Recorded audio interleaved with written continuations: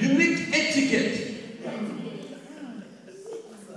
Excellence is bound to be seen in small things. People think that you need to do great things to be excellent. You simply need to do the tiny little things and you're excellent. Three reasons why people dress. Number one, people dress for acceptance. In Genesis chapter 41, the Bible says, and they called for Joseph, and immediately he took a shower, and he shaved his beard, and combed his hair, and took on a good robe, and appeared before Pharaoh. He did that so that he could be accepted in the presence of the Pharaoh. In the same manner, if you want to be accepted around people, your dressing takes you to the place of excellence. Amen.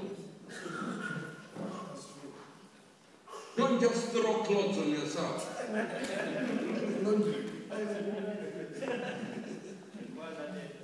Number two, you dress for respect. Oh, yes. Proverbs 31, which I'm reading, it says, and when this woman dresses, her husband is respected in the gates of the city. Notice that the Bible says, and her husband is respected in the gates of the city by the way she dresses. Because when you dress for respect. Amen. People respect you the way you dress. In fact, you dress the way you want to be addressed.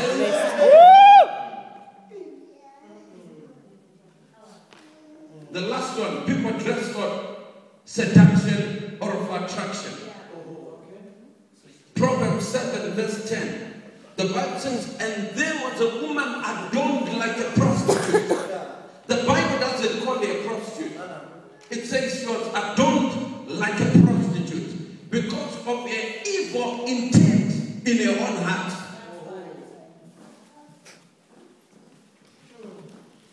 Excellence is in small things. When you think it's fashionable, others will be questioning your fashion. Amen.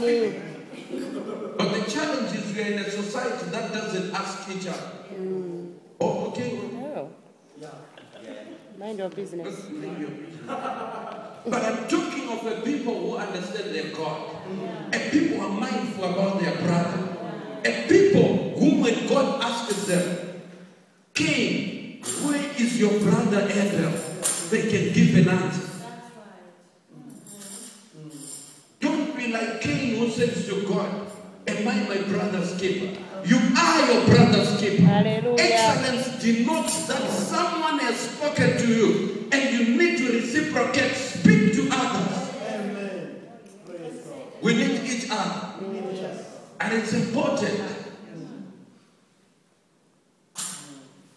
The second one, advisors, they speak to you in that way. Because the reason why they advise you, it's because they've walked in the same route, they've succeeded in what they did, and because they're a success level or a success history, when they speak to you and advise you, they're talking out of experience.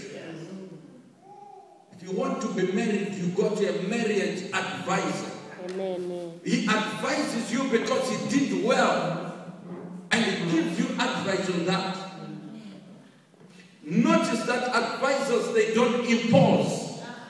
You take it or you leave it. When I come to you and advise you, this is the way to go. I'm not insisting you must. I'm simply saying if you want to be successful, this is the way you can take. But if you do not want and remain adamant, walk in the way you choose. That's why the Bible says, and you shall hear a voice behind you saying, this is the way, walk in it. The steps of a righteous man, they are ordered by God. The Bible says in Psalm 119 verse 105, thy word, O God, is a lamp unto my feet and light unto my path. The word of God, it is light. It brings illumination on where to step on. So you need advice from people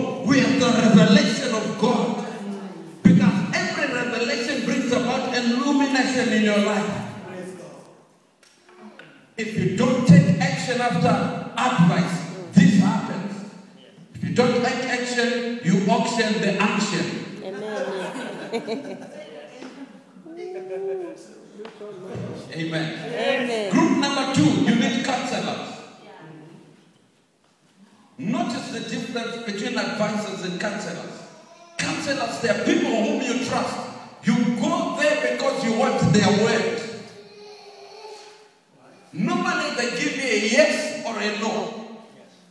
And you take it because you are the one who have approached them because of their advanced knowledge in the particular thing.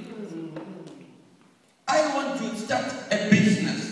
For my business to be excellent, what do? You go to this counselor and they'll counsel you. Sometimes you're passing through challenges. They give you a word which changes your paradigm. The last group is of mentors. You need mentors. Mentors, they are people who have walked ahead of you. You don't sometimes have a face-to-face chat with them. Sometimes you don't even have a close communication with them. But you admire them from a distance. And because of your admiration, you watch them and you learn from them. Of course, nowadays, most of the mentors, you actually have got a face-to-face link with them. So you like the way they talk and you begin to speak. You change and you begin to talk like them. That's my mentor. I want to talk like them.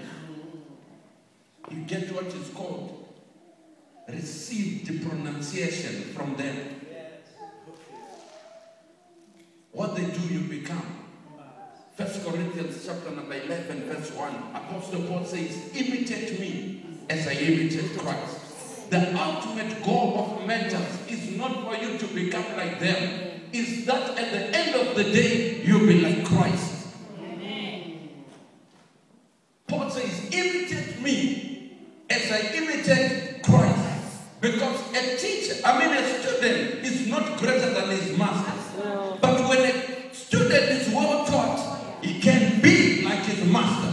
And if you are like your master, it means you can go ahead of him.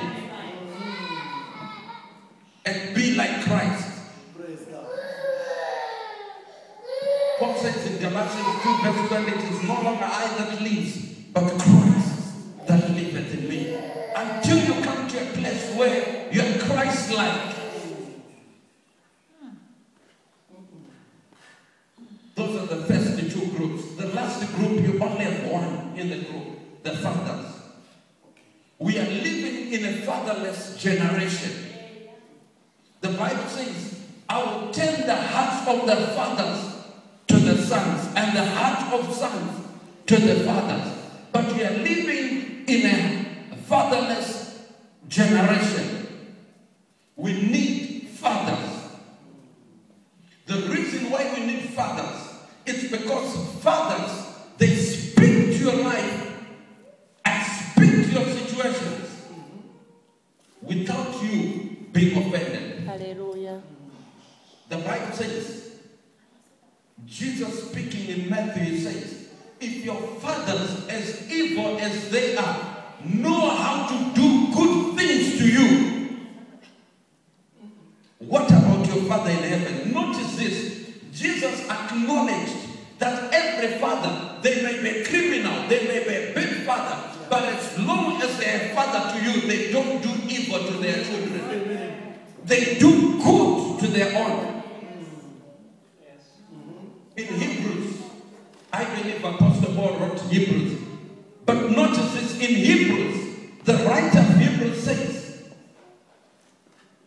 your earthly fathers know how to discipline and chasten you. And even though discipline and chastenment is difficult and painful, they still do it. How much more with your father? Meaning to say, fathers, they are there to give us discipline. And they're there to chasten us. If you want to walk in excellence, you need to accept discipline. Hallelujah. Apostle Paul says, I discipline myself first, lest if I preach unto the others what I do not do, I be disqualified myself. Discipline is implemented training not to be disqualified. Discipline causes you to rise to a state of excellence. If you want to be excellent, accept discipline. Many of us, we don't want discipline. In fact, we are an indisciplined generation. We need change. Anyone who acknowledges discipline quickly rise. If you don't get discipline, you don't grow. No. Discipline is essential in life. Notice two kids, one kid who is beaten and another who is not. It says, this is not in the Bible, it's a proverb, so I need to clarify. It says, spare the rod and spoil the child. I follow it, it's not in the Bible. But the Bible says, train up the child in the way he should grow, lest when he grows, he departs from it. Amen.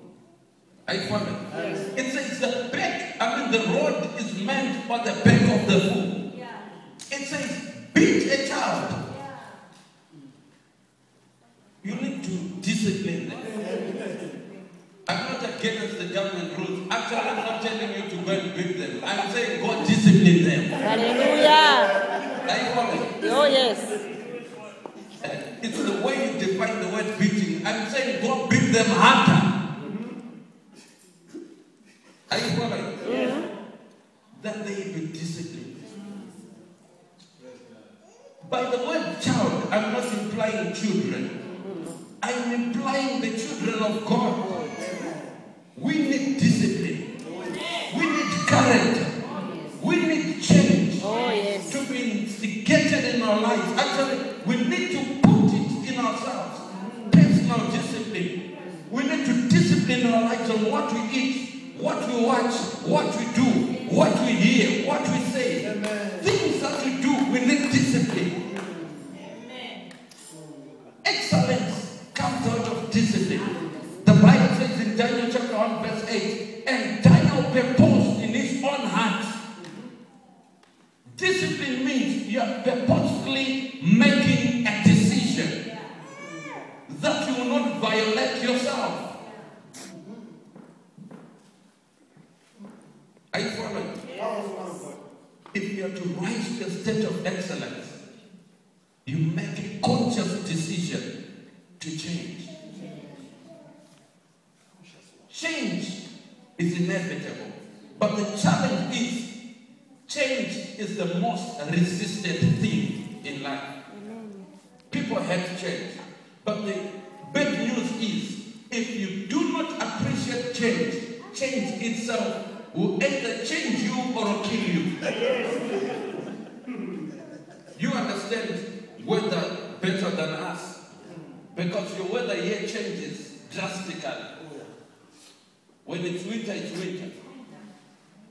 If you are used to wearing a vest during the summer and it becomes winter here, so on Christmas Day, every Christmas it has to snow. And you wear a vest and you walk out, you are celebrating Christmas. You'll be frozen. Because you need to appreciate the change of weather. That's how we need change and how much we need it. And this will take you towards excellence. Simple things change us. How you talk to people, how you greet people, how you minister to people. It's important. Simple things. Just being good to your wife. Just being good to your girlfriend. It's good etiquette. It takes you to excellence. Hallelujah. Amen. I want to close this afternoon. And as I close this afternoon, I want to say to the church, excellence